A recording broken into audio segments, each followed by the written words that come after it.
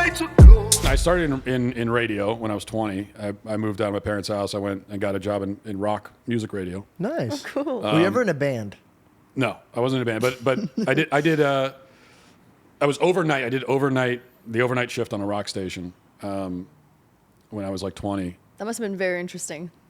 It was. It was a kind of depressing because it was like small market, very small market. There's like 5 people listening at 3 a.m. Did you get phone-ins? Yeah, there's 5 people listening. They're all drunk or high, and those are it's like the same dudes that call, to request. I become their personal jukebox for these drunk people.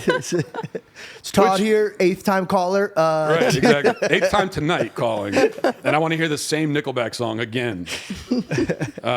So I started in that. I was in radio for a while, and eventually got into, conservative media, and then started the podcast 6-7 years ago. But what made that push? Like, what made you go from like heavy metal, rock music, smoking pot? Do you smoke pot or not? No, I don't. Never?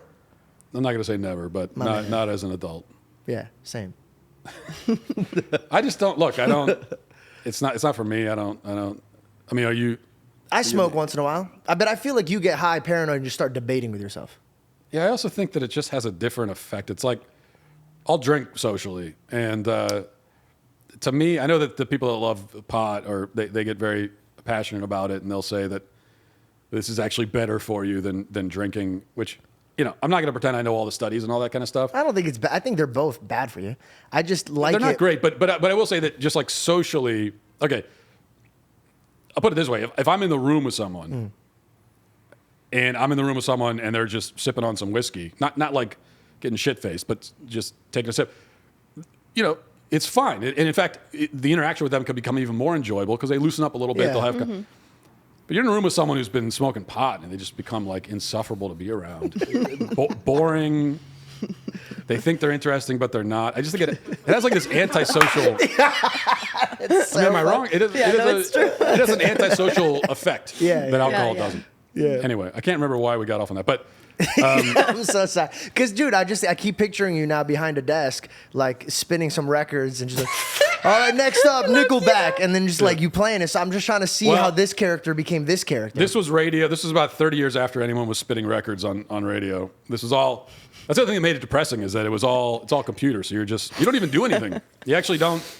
You just hit play, and they have the playlist already loaded, and you just sit there. No, but you do the very important thing while the music's playing. You say something special and cut it off right before the guy starts singing. Oh, yeah. Georgia likes to do that in the car. I was terrible at that because I'm kind of long-winded. So I would talk.